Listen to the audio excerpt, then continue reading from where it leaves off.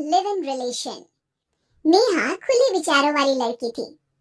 अरे नेहा, क्या दिन में सोती है?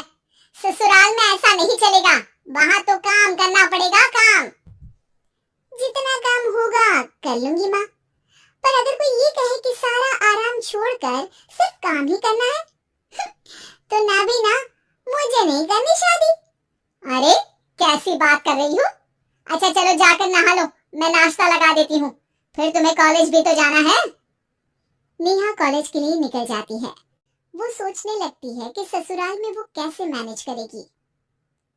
क्या हुआ नेहा, परेशान लग रही हो? अरे यार, तू तो मुझे जानती है ना, मुझे अपनी लाइफ बिल्कुल परफेक्ट चाहिए, लेकिन लग नहीं रहा लोग मानेंगे। यार कहीं मेरी शादी ऐसे घर ना हो जाए जहाँ मेरी जिंदगी ही नरक हो जाए। अरे मैंने ना कल एक इंग्लिश फिल्म देखी थी, उसमें भी कुछ ऐसी ही समस्या थी हीरोइन की। अच्छा, तो फिर क्या किया उसने? उसने तो अपने होने वाले पति से साफ साफ कह दिया कि वो पहले उसके घर कुछ दिन तक बिना शादी के रह कर देखेगी, और अगर ठीक लगा तो ठीक, वरना तेरे मेरे रास्ते अलग। अरे हाँ यार, ये तो बिल्कुल सही आइडिया दे रही है तू मुझे। चल मैं तो चली, थैंक्स यार, तूने मेरी प्रॉब्लम सॉल्व कर दी। ये बोलकर नेहा खुशी खुशी वहां से निकल जाती है, लेकिन पीछे से उसकी सहेली कहती है, अरे नेहा, नहीं नहीं, कुछ नहीं सुनना मुझे। ये बोलकर वो वहां से चली जाती है। हे भगवान, पूरी बात सुने बिना ही चली गई। अरे वो तो विदेशी फिल्म थी, वहां सब चलता है, लेकिन ये तो भारत है, सभ्यता और संस्कारों वाला देश, जहाँ शादी से पहले लड़की को ससुराल में नहीं रखा जाता। खैर, नेहा मस्त होकर घर आती है। नेहा, कल तुझे लड़के वाले देखने आने वाले हैं, और हाँ, इस बार कोई बहाना नहीं चलेगा। हाँ हाँ, आने दो, मैं तैयार हूँ शादी के लिए। अगले दिन लड़के वाले आते हैं, जहाँ लड़का कहता है, मुझे अकेले में लड़की से कुछ पूछना है। हाँ हाँ, क्यों नहीं बेटा, जाओ नेहा, घर तो दिखा दो ही ना। नेहा भी खुश हो जाती है कि उसे मौका मिल गया है लड़के से अपनी शर्त रखने का। देखो, मुझे ना शादी से बहुत डर लगता है, पता नहीं कैसी लड़की आए, तालमेल बना पाए कि नहीं मेरे परिवार से। मैंने कई घरों में रोज का क्लेश होते देखा है।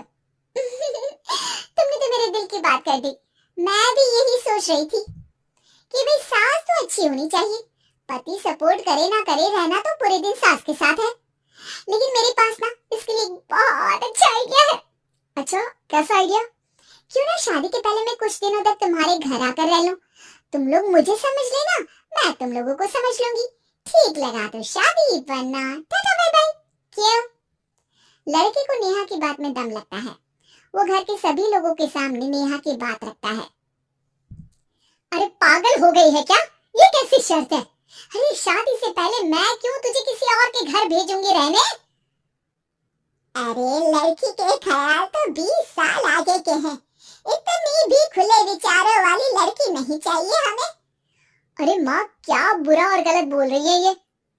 रहना तो हम दोनों का है ना, कल को कोई परेशानी आई तो तुम सब तो ये बोलकर निकल जाओगे कि जिंदगी तुम लोगों को ही निभानी है, तुम लोगों को जो करना है करो। तब क्या करूंगा बताओ?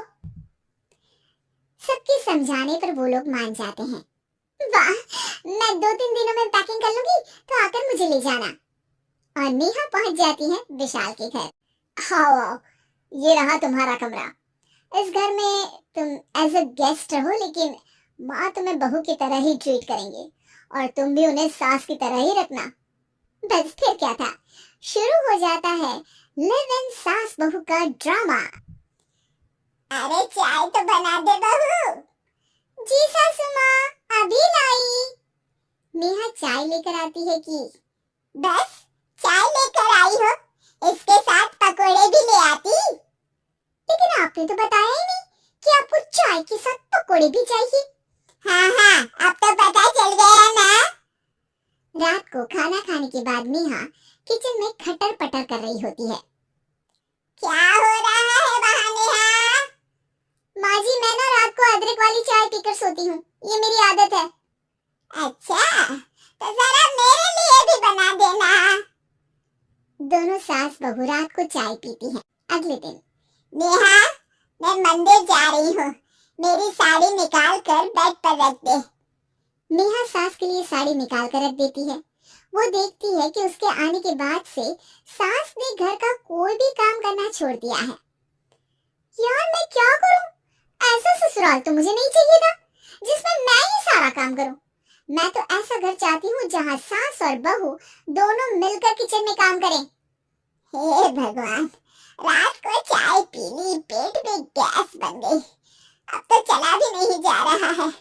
मुझे तो ऐसी बहू चाहिए जो हेल्थ के प्रति कॉन्शियस हो, क्योंकि वो ठीक रहेगी तभी तो मैं ठीक रहूंगी। दोनों समझ जाती हैं कि वो लोग एक दूसरे के लिए नहीं बने हैं।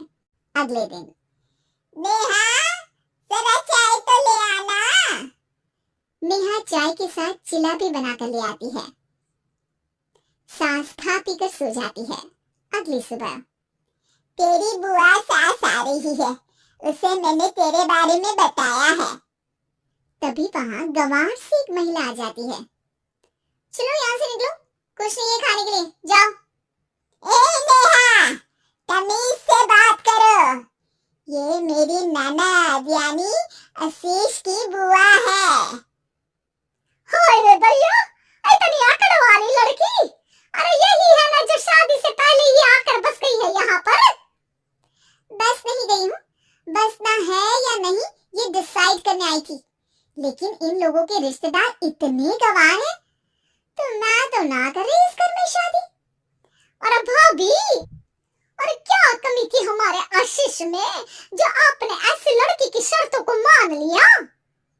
अरे वो तो आशीष के कहने पर मैं झुक गई, वरना ऐसी लड़की को तो मैं घर में घुसने भी ना दूं। हेलो, ऐसी लड़की कैसी लड़की? हाँ, बिना समझे बुझे शादी कर लो। अब तो समझ गई ना कि हम लोग गांव के हैं।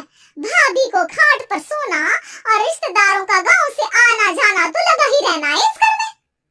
हाँ हाँ, मैं तो किसी मॉडर्न घर में शादी करूंगी। ये बोलकर नेहा वहां से चली जाती है। अपने घर में आकर नेहा कहती है, ना माँ ना, लिव इन में रहकर देख लिया, ये गांव के लोगों का कोई भरोसा नहीं है। खैर, नेहा की शादी एक मॉडर्न घर में हो जाती है, जहाँ सास कहती है, हे नेहा, मैं टेनिस खेलने जा रही हूँ, आओ तो जूस बना कर रखना, और हाँ, वॉलनट्स और ओट्स भी बना लेना। जी माँ। माँ मॉम बोलो डार्लिंग, माँ इज ओल्ड फैशन। बेचारी नेहा सर पर हाथ रख लेती है। हे भगवान, ये सास तो सास ही होती है, गांव की हो या शहर